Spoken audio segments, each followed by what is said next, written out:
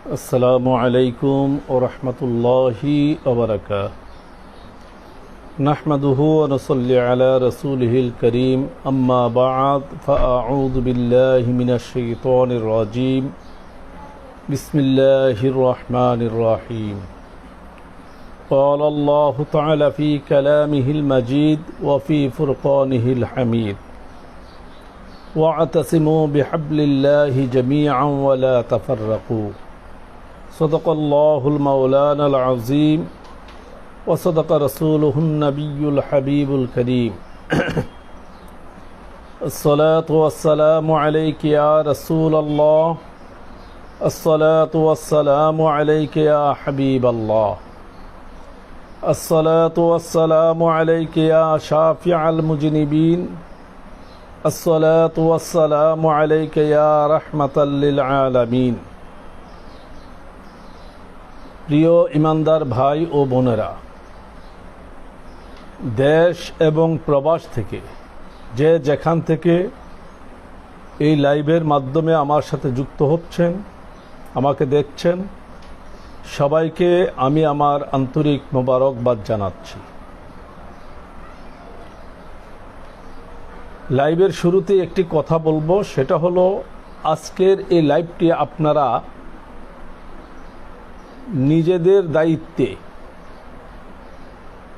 নিজেদের ঈমানি দায়িত্বে লাইভটিকে বেশি বেশি করে শেয়ার করবেন। আমি কোনো কন্টেন্ট বানাই না, কোনো ভিডিও আমি আপলোড করি না, কারণ সেটা আমি পারিও না, আর এটাকে আমি আমার ইনকাম সোর্স হিসাবে দেখিও না। আমি লাইভে আসি যখন যেটাকে আমি আমার ঈমানি দায়িত্বে প্রয়োজন মনে করি সেই বিষয়ে কথা বলার জন্য।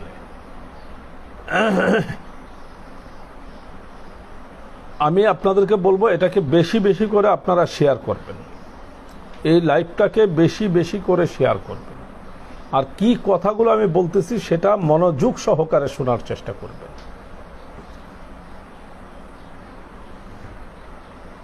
এই যে বর্তমান একটা প্রেক্ষাপট, আপনারা জানেন যেন এই তথাকথিত মৌলভী আহমদুল্লাহ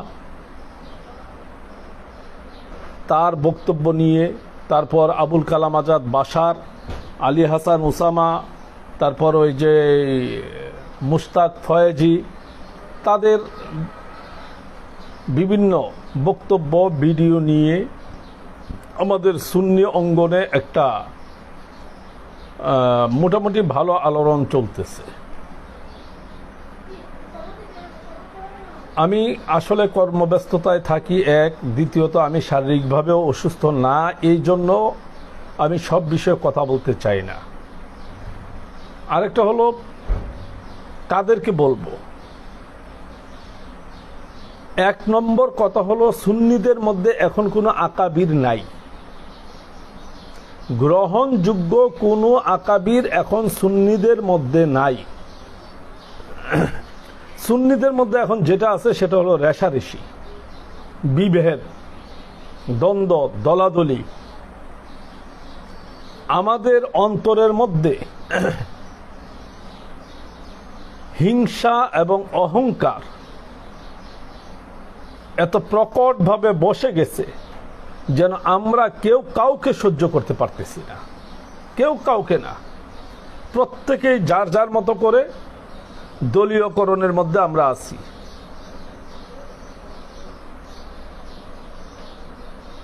তো এই দলীয়করণ থেকে আমরা উঠতে পারতেছি না, কারণ আমাদের যে মাইন্ডসেট সেটা স্বচ্ছ হচ্ছে না। আমার ধারণা হচ্ছে,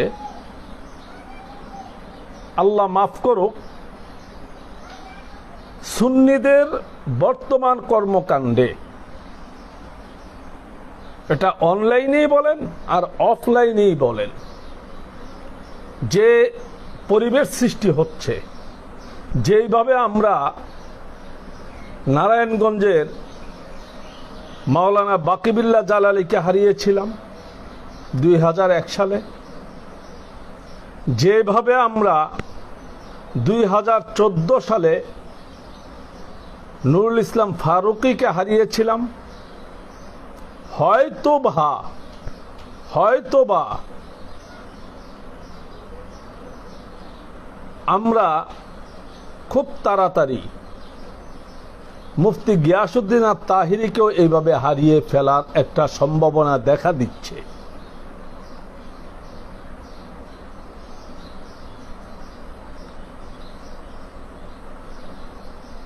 পাস্ট ইজ পাস্ট। আমি সব আলেমকে আলেম মনে করি না, এটা অনেকেই জানেন। আমার কাছে আলেম শব্দটার ডেফিনেশন অনেক গভীর।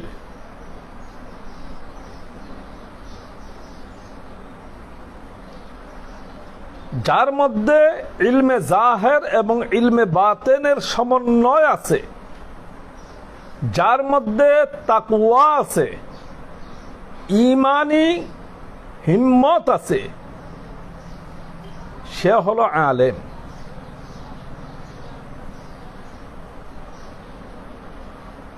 আর যারা হক পথ বুঝে না, যাদের অন্তরে ঈমান হিম্মত নেই, লোভ লালসা আত্ম অহংকার গীবত এইগুলোতে যাদের অন্তর পরিপূর্ণ, তারা যত বড় মোল্লা মৌলবী হোক, তারা আলেম নয়, তারা আলেম রূপী জালেম। আমি বদ আকিদার 72 বাতিল আকিদার কোন মৌলবীকে আমি আলেম মনে করি না। তারা ভাইরাল হতে পারে, তাদের লক্ষ লক্ষ ফলোয়ার্স থাকতে পারে, তাদের নিজস্ব এক একটা টিম থাকতে পারে, সরকারের সাথে হোক বা বিরোধী পক্ষের সাথে হোক তাদের একটা লিঙ্ক থাকতে পারে, লবিং থাকতে পারে, কিন্তু আমি ব্যক্তিগতভাবে তাদেরকে আলেম হিসাবে সিলেক্ট করি না। আমার দৃষ্টিতে তারা আলেম রূপী জালেম।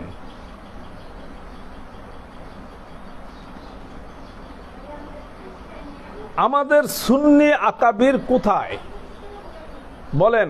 গ্রহণযোগ্য সুন্নি আকাবির কোথায়? এই যে একটা হযবরল অবস্থা হোল বাংলাদেশে চলতেছে, একদিকে কওমি ওহাবি, জামাতি, আহলে হাদিস, সালাফি, এই ঘরানার লোকগুলো সব একচেটিয়া একদিকে হয়ে গেছে, এক জায়গায় হয়ে গেছে। মৌলিক দিক থেকে দেখেন, যখনই আহমদুল্লাহর মতন ব্যক্তির বিষয়টা উঠে আসলো, তখন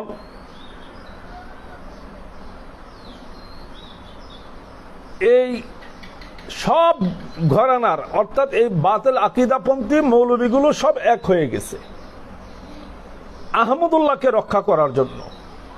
এই আহমদুল্লাহকে বাঁচানোর জন্য তার পক্ষ হয়ে আলী হাসান ওসামা বক্তব্য দিল, আহমদুল্লাহকে বাঁচানোর জন্য আবুল কালাম আজাদ বাশার সে বক্তব্য দিল, আহমদুল্লাহকে বাঁচানোর জন্য ওই মুস্তাক ফয়েজি বক্তব্য দিল। এইভাবে অনেকেই দিচ্ছে। অনেকে দেখলাম যেন এই মুফতি গিয়াসউদ্দিন আত-তাহিরির বিরুদ্ধে বিভিন্ন ভিডিও ভাইরাল করতেছে, তাকে কাফের, সে কাফের, তাকে হত্যা করতে হবে, তাকে এই করতে হবে, সেই করতে হবে, এই ধরনের নানান বক্তব্য আসতেছে। ঠিক এই জায়গাটার মধ্যে আমাদের তথাকথিত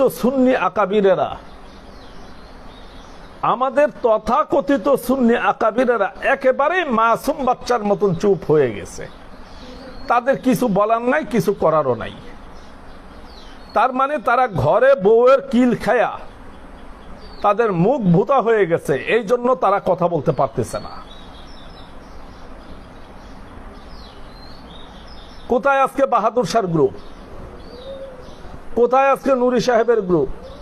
কোথায় আজকে মান্নান সাহেবের গ্রুপ? আমি যে বারবার বলতেছি, যেন বৃহত্তর আকিদার স্বার্থে আকীদার মৌলিক বিষয়গুলোকে একত্রিত করে মৌলিক আকীদার উপরে ভিত্তি করে সুন্নিদের একটা ঐক্য হওয়া জরুরি।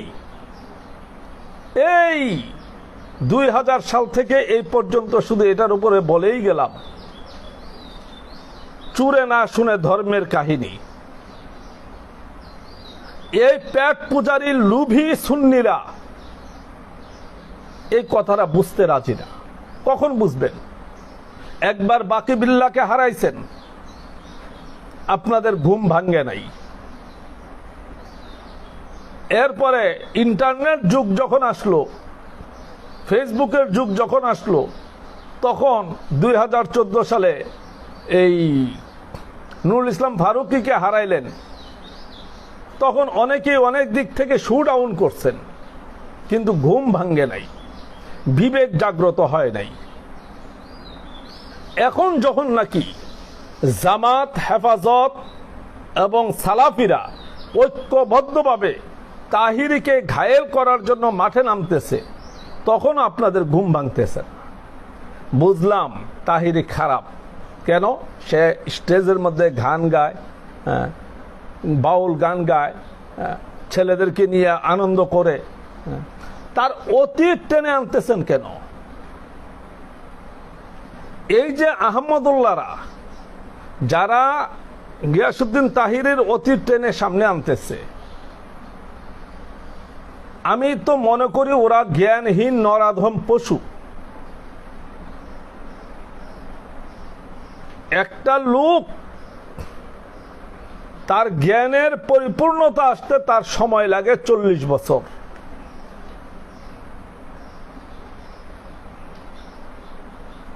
একজন লোক টাইটেল বা দাওরায়ে হাদিস পাশ করলেই তার মধ্যে জ্ঞানের পরিপক্কতা চলে আসে না।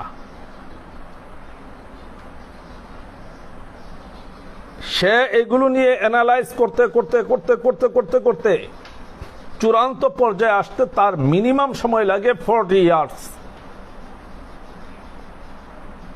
যখন সে ছেলেদেরকে নিয়ে নাচানাচি করছে, গান গাইছে, সেই সময়টাকে আমরাও তীক্ষ্ণ দৃষ্টিতে দেখছি, তাকে বিভিন্নভাবে আমরা সংশোধন করার চেষ্টা করছি। তো ওইগুলোকে নিয়ে এখন ফেসবুকের যুগে এইগুলোকে মাঠে এনে মাঠ গরম করে আহমদুল্লাহ নবীজির শান ও আজমতের বিরুদ্ধে যেই কথা বলছে, সেটাকে প্রতিষ্ঠিত করার জন্য ওয়াহাবি, জামাতি, কওমি, খারেজি, এই লামাযহাবি, সালাফি সব শিয়াল, সবগুলো শিয়াল এক হয়ে গেছে। কিন্তু সুন্নিরা এখনো এক হইতে পারে নাই। আমি আশ্চর্য হই, ফেসবুকের মধ্যে এখনো দেখি গিয়াসউদ্দিন তাহিরিকে ট্রল করে সুন্নিরা বক্তব্য দিচ্ছে। আচ্ছা, তাহিরি তো ব্যক্তি ইমেজের জন্য এই কথাটা বলে নাই, আহমদুল্লাহর পিছনে তো ব্যক্তি ইমেজের জন্য লাগে নাই। সে তার অন্যান্য বিষয়গুলো সব যে ভালো তা না, মন্দ থাকতে পারে। তো মন্দ থাকলে আমরা তাকে গৌরবভাবে সংশোধন করা আছে। সে আবুল কাসেম ফজলুল হক সাহেবের ছাত্র, আবুল কাসেম ফজলুল হক সাহেব, জসিমউদ্দিন সাহেব, তারা তাকে ঢাকায় নিয়ে সংশোধন করবে। সে সিরাজনগরী সাহেবের খলিফা, সিরাজনগরী সাহেব তাকে ঢাকায় নিয়ে সংশোধন করবে। সে আমাদের ছোট ভাই, আমরা তাকে ঢাকায় নিয়ে সংশোধন করব।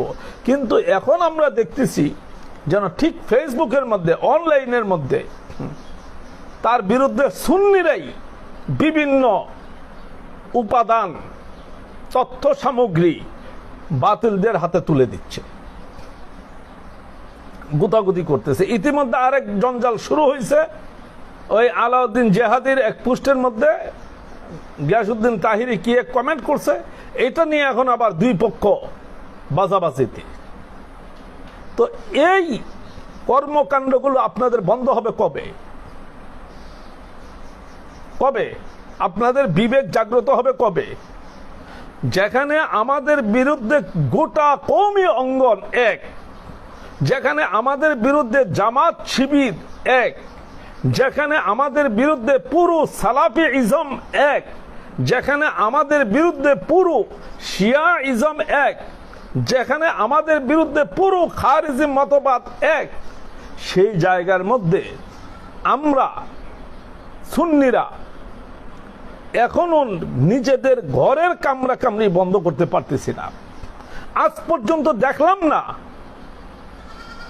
চট্টগ্রামেরই হোক, ঢাকারই হোক, কুমিল্লারই হোক, আর অন্যখানেরই হোক, কোন সুন্নি আকাবির, গ্রহণযোগ্য কোন আকাবির আমাদের ছেলেদেরকে থামানোর জন্য দুইটা কথা বলছেন বা 5 মিনিটের একটা এই ভিডিও দিয়ে আমাদের ছেলেদেরকে থামানোর বা তাদেরকে একটা গাইডলাইন দেওয়ার মতন কোনো কিছু করছেন, এখন পর্যন্ত আমার চোখে পড়ে নাই।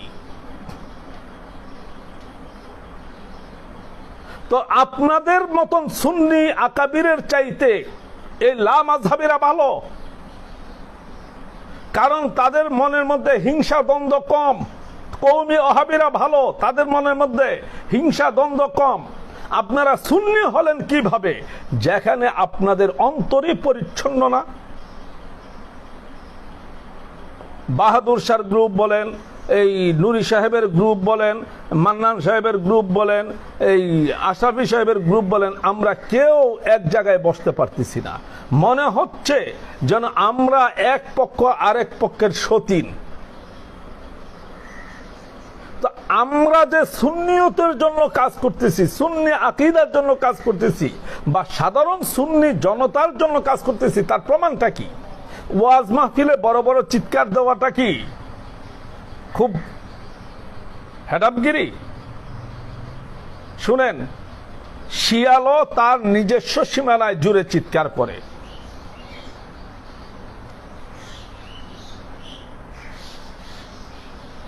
আমাদের ভয়ে ওরা কম্পমান থাকতো। আজকে কওমি হেফাজতি হোক, আজকে জামাত শিবির হোক, আজ লা মাযহাবিরাই হোক, খারেজিরাই হোক, শিয়া মতবাদীরাই হোক, আমাদের ভয়ে ওরা কম্পমান থাকবে। গভর্নমেন্ট পর্যন্ত আমাদের ভয়ে কম্পমান থাকতে হবে। আপনারা এক এক দল, এক একটা গ্রুপ করে সুন্নিদেরকে এমন ভাবে বিভক্ত করে দিছেন যেন সুন্নিরা নিজেদের আকীদা এক, মাসলক এক, মাযহাব এক, মানহাজ এক, কিন্তু তারপরেও তারা এক হইতে পারতেছে না। কোথায় নিয়ে যাচ্ছেন আপনারা সুন্নিদেরকে? আপনারা কি আকাবির, আকাবিরে আহলে সুন্নাত নাকি আকাবিরে শয়তান? আমার বিরুদ্ধে কেউ কিছু বলে লাভ নাই, আমি থামবো না, আমার মৃত্যুর আগে আমি থামবো না। আপনাদের এই সমস্ত নোংরামি আমার পছন্দ হয় না।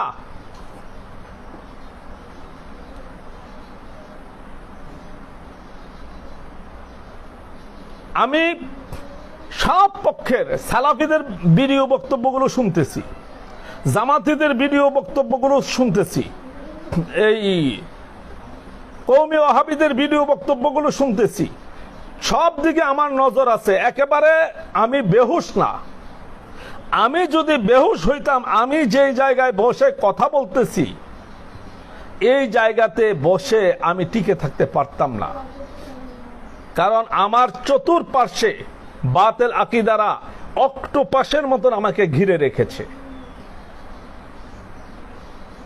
যেখানকার পলিটিক্যাল লিডার যারা আছে, আওয়ামী লীগ বলেন, বিএনপি বলেন, ম্যাক্সিমাম একেবারে 99% আমার এগেনিস্টে। সেখানে বসেই কিন্তু আমি সুন্নিয়তের কথা বলতেছি, সুন্নিয়তের কাজ করতেছি, সুন্নি মার্কাজ গড়ে তুলতেছি। আপনারা, তাহিরি ভুল করতে পারে, তাহিরি ফেরেশতা না, সে নবী রাসূলও না, সে ভুল করবে। সে ভুল করলে যে কোনো একজন আমাদের আকাবির তাকে ফোন করে বলেন, যেভাবে বলেন তাকে সংশোধন করেন, যেন তোমার এটা এইভাবে হয় নাই, তুমি এটা এইভাবে করো। কই, সে এ পর্যন্ত তো কোথাও দেখি নাই। বর্তমান পরিস্থিতির উপরে ভিত্তি করে আমার চোখে শুধুমাত্র আবুল কাসেম মোহাম্মদ ফজলুল হক সাহেবের একটা ভিডিও পড়েছে, তাও এটা সম্মিলিত ভিডিও না, এটা উনি ওনার অবস্থান থেকে ক্রিয়েট করেছেন। এটা আমাদের জন্য যথেষ্ট নয়। আমাদের জন্য যথেষ্ট হবে যখন একই ভিডিওর ভিতরে আশরাফি সাহেব সহ, আবুল কাসেম নুরি সাহেব সহ, আবুল কাসেম ফজলুল হক সাহেব সহ, সিরাজ নগরী সাহেব সহ এইভাবে মিনিমাম 10 জন আলেমের বক্তব্য থাকবে ঐক্যবদ্ধভাবে। বাহাদুর শাহর বক্তব্য, এই জুবায়ের সাহেবের বক্তব্য, এইভাবে 10 জন আলেম এই সাবজেক্টের উপরে ভিত্তি করে বক্তব্য দিবেন।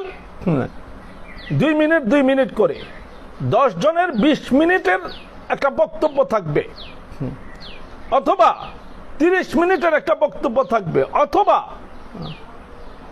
50 মিনিটের একটা বক্তব্য থাকবে একসাথে।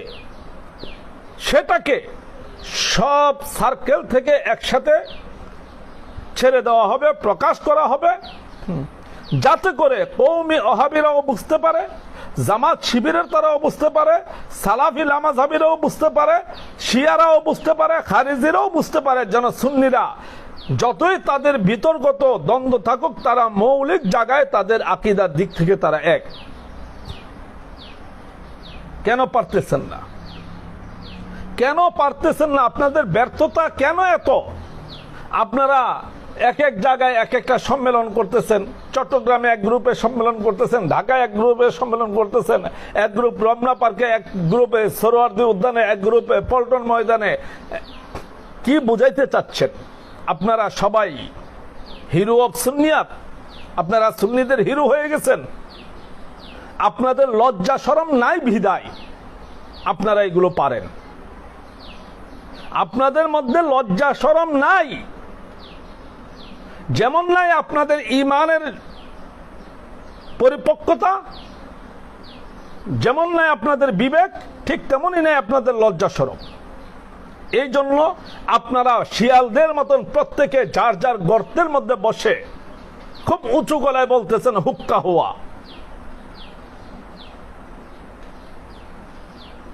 নবীজির নবুয়ত যেখানে প্রশ্নবিদ্ধ, যেখানে নবীজিকে পথভ্রষ্ট গুমরা প্রমাণ করার জন্য পুরো জামাত, ওয়াহাবি, সালাফি সব ঐক্যবদ্ধ হয়ে গেছে, তাদের বক্তব্যগুলো সেম, তখন আহলে সুন্নাত ওয়াল জামাতের পক্ষ থেকে প্রাতিষ্ঠানিক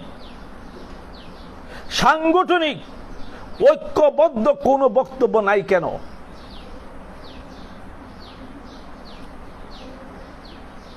কেন নাই? আপনারা কবে জাগবেন? মেয়ের মা পর্দা করে, মেয়ের মা পর্দা করে, ঘরে চুর ঢুকছে, সবকিছু নিয়ে যাচ্ছে,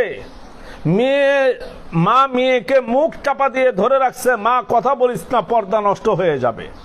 চুর সব নিয়ে গেছে, এরপরে যখন মেয়ের উপরে হাত দিছে তখনও মেয়ের মা বলতেছে, মা মুখ বন্ধ রাখ, আওয়াজ করিস না, পর্দা নষ্ট হবে।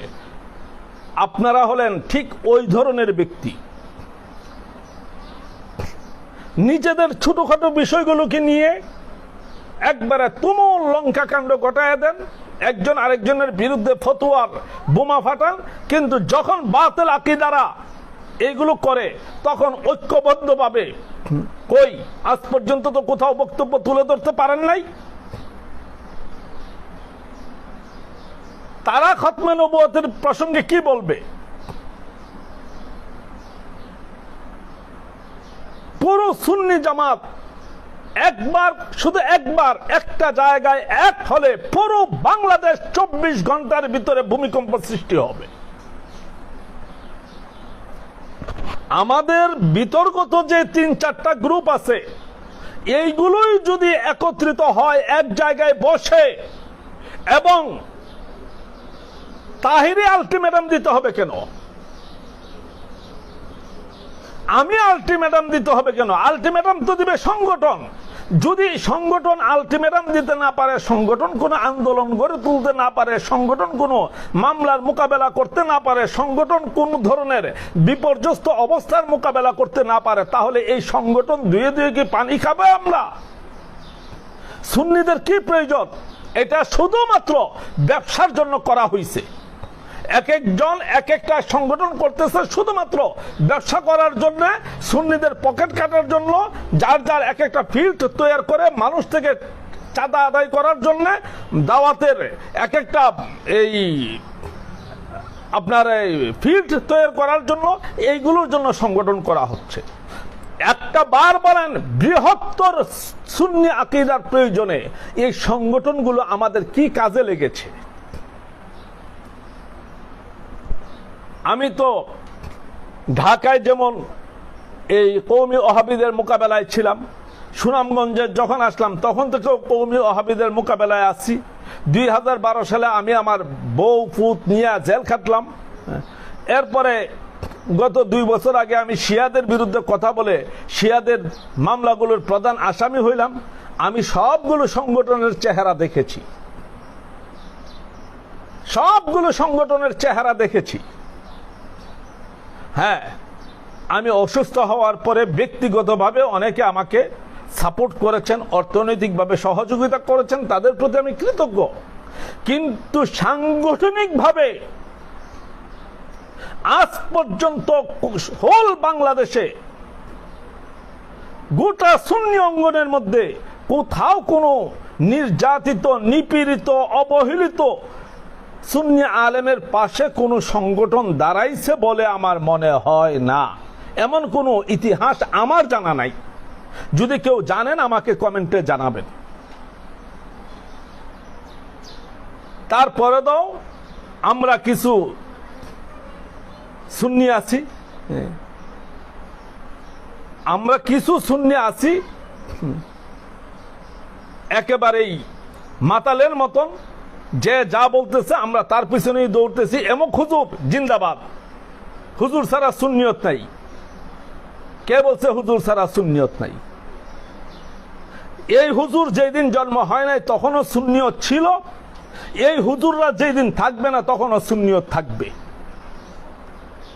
এখন আমাদের মনে হয়, এখন মনে হচ্ছে আজ থেকে 30-35 বছর আগে যখন এই সংগঠনগুলো আমাদের মধ্যে ছিল না, তখন আমরা সুন্নিরা এর চেয়ে ভালো অবস্থানে ছিলাম।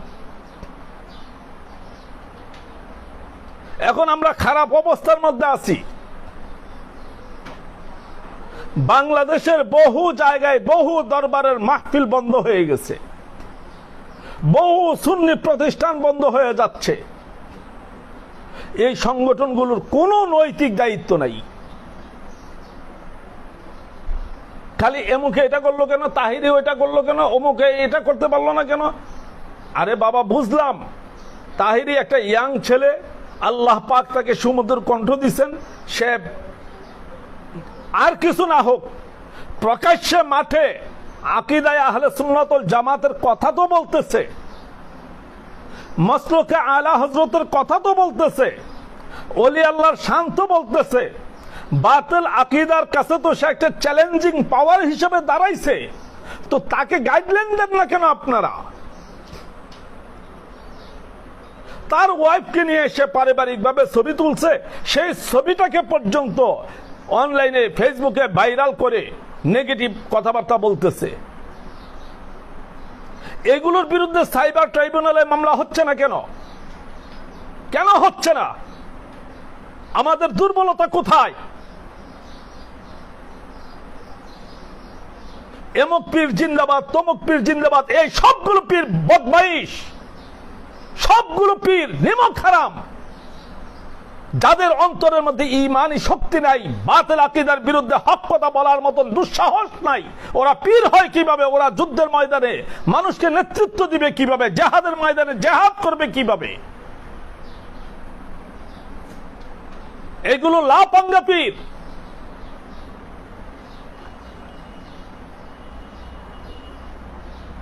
এমক বাবা, দয়াল বাবা, আমার তো দয়াল বাবার দরকার নাই। আমার দরকার ওই ধরনের মজবুত ঈমানি জজবাওয়ালা মুজাহিদের, জিনার কথা কাজ আমাদেরকে ঈমানি পথ দেখাবে, ঈমানি চেতনা দেখাবে, ঈমানি পথে জিহাদের জন্য আমাদেরকে উদ্বুদ্ধ করবে। ঘরের ভিতরে তসবিহ টিপে আপনারা সুন্নিয়ত কায়েম করে ফেলবেন, তাহলে নবীজি যে এতগুলো জেহাদ করলেন, সাহাবায়ে কেরাম জেহাদ করলেন, আউলিয়ায়ে কেরাম জেহাদ করলেন, যুগে যুগে মনীষীরা জেহাদ করলেন, তো ওনাদের ক্ষমতা, ওনাদের পাওয়ার, ওনাদের ক্যাপাসিটি, ওনাদের কারামত কি আপনার আমার চেয়ে কম ছিল? কম ছিল নাকি? আপনার বাবা এমক করতে পারে, পানিতে ফু দিলে আগুন ধরে যায়। আপনার বাবা এমক করতে পারে, মরা মানুষ জিন্দা হয়ে যায়। আপনার বাবার কাছে গেলে মহিলার পেটে বাচ্চা হয়ে যায়। এই সমস্ত ফালতু কারামত বর্ণনা বন্ধ করেন। এগুলো এখন লজ্জা লাগে আমাদের। এগুলো কোনো কারামতের প্রশ্নই না। এগুলো হিন্দু সাধকদের কাছে গেলে, মঠ মন্দির গির্জাতে গেলেও এগুলো হয়।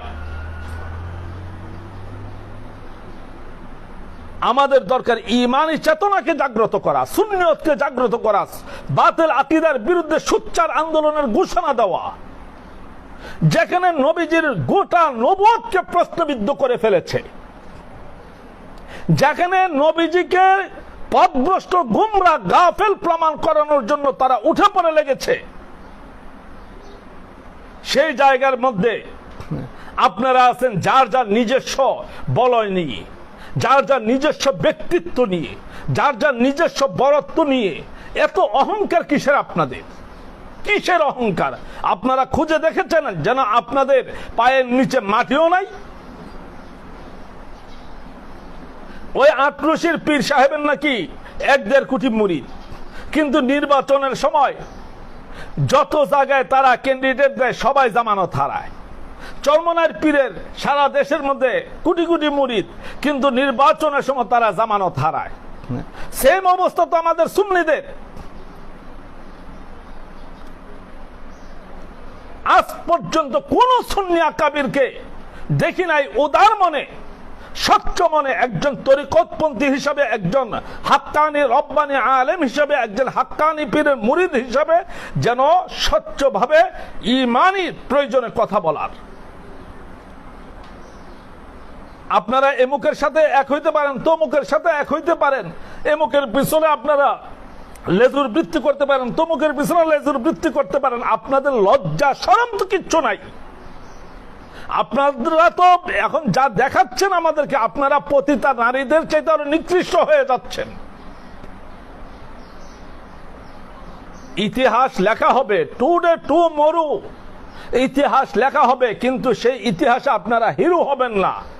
এটা মনে রাখবেন, সামগ্রিক সুন্নিয়ত আন্দোলনের কথা যেদিন আসবে, সেই দিন আপনাদের নামগুলো খুব ঘৃণার সাথে মানুষ স্মরণ করবে, কাপুরুষ হিসাবে চিহ্নিত হবেন।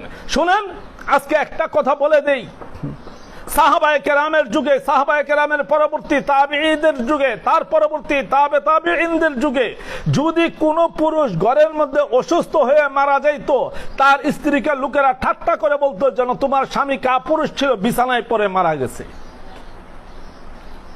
তার সন্তানকে লোকেরা ঠাট্টা করে বলতো যেন তোর বাবা কাপুরুষ ছিল, বিছানায় পড়ে মারা গেছে। তারা গর্ববোধ করত যুদ্ধের মাঠে জিহাদ করে শহীদ হওয়ার পক্ষে। আজকে আমরা জেল, জুলুম, নির্যাতনকে ভয় পাচ্ছি। আমরা চাচ্ছি যেন আমরা দুধে দোয়া তুলসী পাতা হয়ে থাকবো। আমরা কারোর সাথে কটু কথা বলবো না, সবার সাথে তাল মিলিয়ে চলবো, আমাদের ব্যবসা চলতে থাকুক, আমরা যেমন আছি তেমনই থাকবো। আমাদের গরু আসতেছে, মহিষ আসতেছে, আমাদেরকে সবাই বাবা বাবা ডাকতেছে। এই সমস্ত বাবারা কাপুরুষ, নপুংসক, তারা হিজড়া। এই বাবারা, যে বাবারা আকীদার ব্যাপারে স্পষ্ট ভাষায় কথা বলার ক্ষমতা রাখে না, তারা কাপুরুষ। 72 বাতিল আকীদার কেউ আমাদের বন্ধু না, কেউ না। হয়তো কারো কারোর সাথে আমাদের 1-2টা অপশন মিলে যেতে পারে, কিন্তু তাই বলে সে কিন্তু আমাদের বন্ধু না।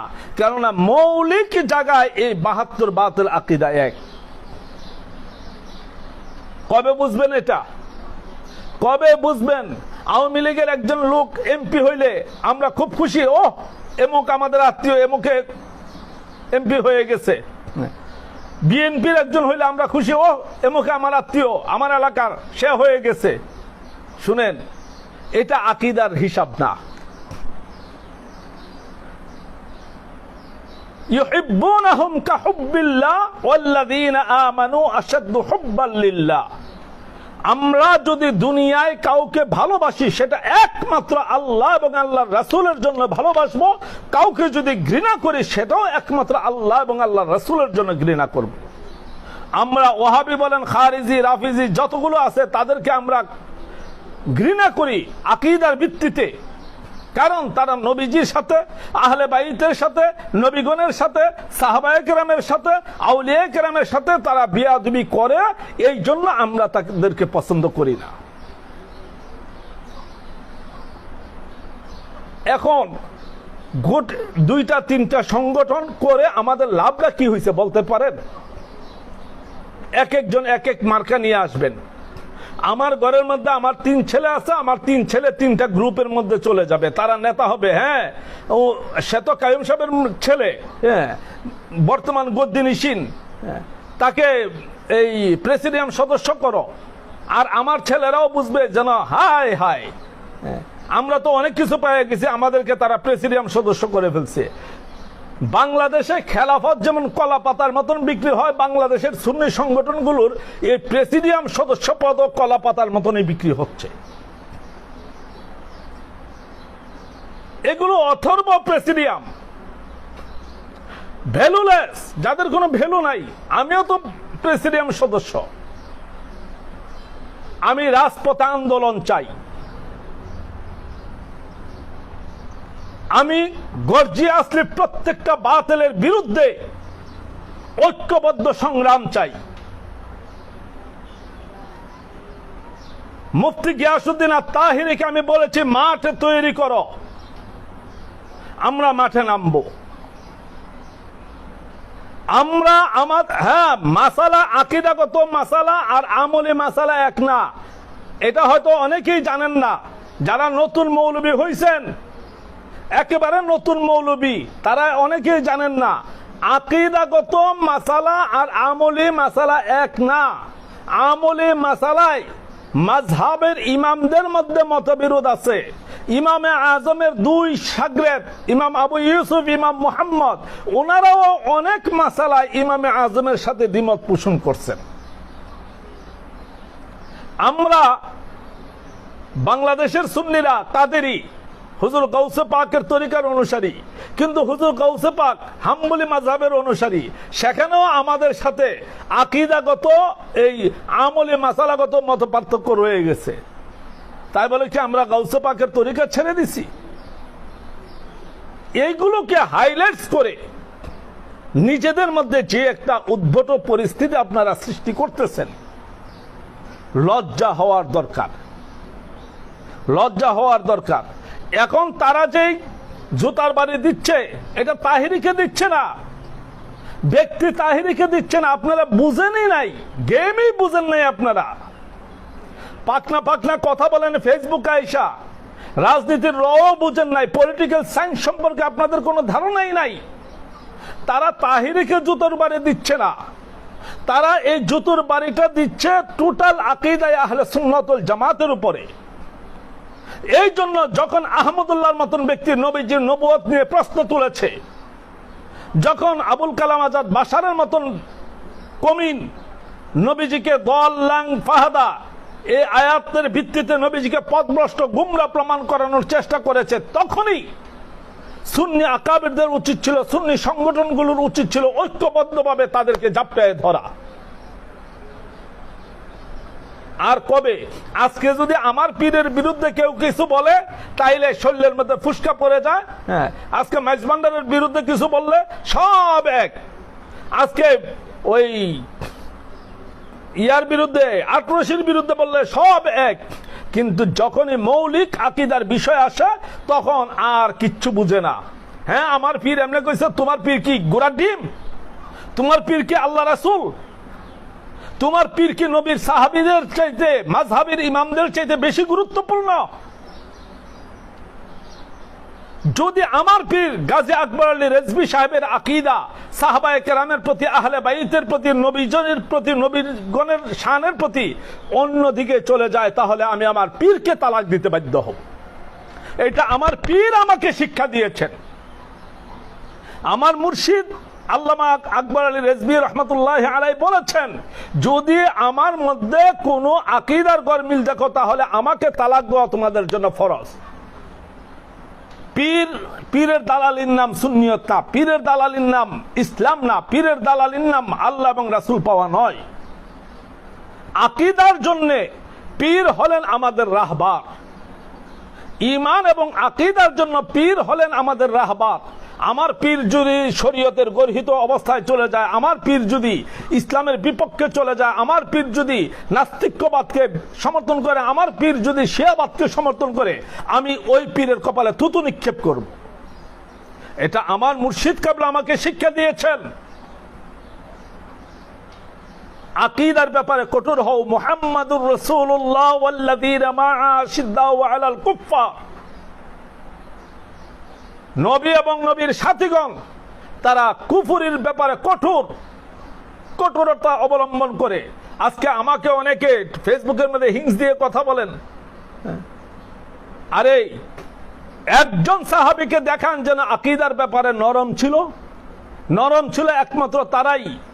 ওয়াইদা লাকুল্লাযীনা আমানু ক্বালু আমান্না ওয়াইদা খালাউ ইলা শায়াতিনহিম ক্বালু ইন্না মাআকুম ইন্নামা নাহনু মুস্তাহজিউন। এটা মুনাফিকদের খাসিয়ত।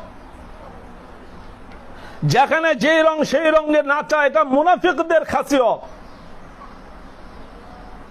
প্রিয় সুন্নি জনতা, আমি আবারও বলবো, মুফতি গিয়াসউদ্দিন আত-তাহিরি না, হয়তো সে এখন ভাইরাল একজন পারসন, সে সুন্নিয়তের একজন ডেলিগেটর, সে মাঠে ময়দানে। তার কারণে দেখেন এই যে কৌমিদের যতগুলো ভাইরাল বক্তা ছিল, জামাতিদের যতগুলো ভাইরাল বক্তা ছিল, সালাফিদের যতগুলো ভাইরাল বক্তা ছিল, সবগুলোর মাঠ গিয়াসউদ্দিন আত-তাহিরি হজম করে ফেলছে। এই জন্য তার পিছনে সবগুলো শিয়াল মিলে লেগেছে। আমাদের সুন্নিদেরও অনেকের গা চুলকানি শুরু হয়ে গেছে, কারণ অনেকের মাঠ বন্ধ হয়ে গেছে। কই, আমি তো ওয়াজ মাহফিল করি না, আমার তো এত যন্ত্রণা নাই। তার পেছনে লাগতে হবে কেন? সে আহমদুল্লাহকে চ্যালেঞ্জ করেছে কোন বিষয়ে? বিষয়টা হলো মূল ফ্যাক্ট। আপনারা বুখারী শরীফ যদি কেউ পড়ে থাকেন, যদি শব্দটা ব্যবহার করলাম আমি, যদি পড়ে থাকেন, বুখারী শরীফের প্রথম হাদিস কি? ইন্নামাল আমালু বিন্নিয়াত। প্রত্যেকটা মানুষের নিয়তের উপরে তার কর্মের ফলাফল ভিত্তি করে। তাহলে ব্যক্তি তাহিরিকে আমি চিনি না, কিন্তু সে যে সাবজেক্টটা নিয়ে মাঠে নেমেছে, তার সেই সাবজেক্টটা হলো নবীজির নবুয়তের প্রসঙ্গ। সেই ক্ষেত্রে সে রাইট নাকি আহমদুল্লাহ রাইট, এটা আমাদেরকে প্রমাণ করতে হবে। আমি কওমি ওয়াহাবিদের অনেকগুলো ভিডিও দেখেছি, এই যে দেড় হাইত্তা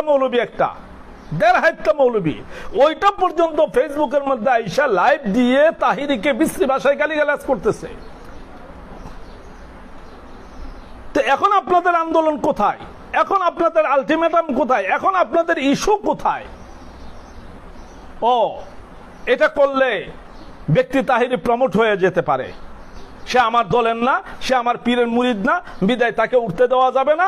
সে যত ভালো কিছু হোক, তাকে কাপড়ে চুপড়ে ধরে টেনে নিচের দিকে নামায় দিতে হবে। এটার নাম সুন্নিয়ত? আপনারা আমাদেরকে সুন্নিয়ত শিখাবেন? আপনাদের বহু পীরেরা আমাদের কাছ থেকে সুন্নিয়ত এখনো শিখে। অন্তর থেকে আগে হিংসা এবং অহংকার দূর করেন। যতই বলেন যেন আপনি মদিনাওয়ালার গোলাম, অন্তরে হিংসা এবং অহংকার রেখে আপনি কিয়ামতের আগেও নবীজির শাফাআত এবং নবীজির দিদার আপনার নসিব হবে না। সর্বশেষ বলবো, প্রিয় সুন্নি ভাইয়েরা, যে যেখান থেকে যেইভাবে পারেন এই বাতিলদের বিরুদ্ধে আপনারা তথ্যভিত্তিকভাবে এবং মার্জিতভাবে আপনারা জবাবদিহি করুন। এবং আমাদের বর্তমান রানিং আকাবির যারা আছে, এই রানিং আকাবিরকে আপনারা বাধ্য করুন যাতে তারা ঐক্যের প্ল্যাটফর্মে আসতে বাধ্য হয়। দলীয়করণ করবেন না, দল দরবার এগুলো নিয়ে মেতে থাকবেন না, তাহলে নবীজির শাফাআত পাবেন না। নিশ্চিত করে বলে দিলাম, আল্লাহর কসম করে আমি আব্দুল কাইয়ুম আল হুসাইনি বলে দিচ্ছি, যদি নবীজির শান আজমতের চাইতে আপনার পীরের প্রতি দরদ বেশি থাকে, তাহলে আল্লাহর ইজ্জতের কসম নবীজির দিদার এবং শাফাআত কোনোটাই আপনার নসিব হবে না। যে যেখানে আছেন, যেইভাবে আছেন, যে যেখান থেকে যেভাবে পারেন, যার যতটুকু সামর্থ্য আছে, এই কওমি ওহাবি, এই জামাতি হেফাজতি, এই খারেজি, এই শিয়া এবং এই সালাফিদের বিরুদ্ধে বজ্র প্রতিবাদ গড়ে তুলুন, আন্দোলন গড়ে তুলুন। প্রতিটা সুন্নি মুসলমানের এক একটা ঘর হবে সুন্নিয়তের এক একটা দুর্গ। কোন আকাবির কি বলল, কোন সংগঠন কি বলল, সেটা আমাদের দেখার দরকার নাই। যে সংগঠন আমাদেরকে সঠিক পথের জেহাদের নেতৃত্ব দিতে পারবে না, ওই সংগঠন দরকার নাই, ওইটা ডিলিট করে দেন অন্তর থেকে। আল্লাহ পাক রব্বুল আলামিন আমাদের সবাইকে ঈমানি শক্তি দান করুক, আমাদের সবাইকে ঐক্যবদ্ধ হয়ে ৭২টা বাতিল আকীদার মোকাবেলা করার মতন তৌফিক দান করুক। আমিন। ওমা আলাইনা ইল্লাল বালাগ। আসসালামু আলাইকুম ওয়া রাহমাতুল্লাহি ওয়া বারাকাতুহু।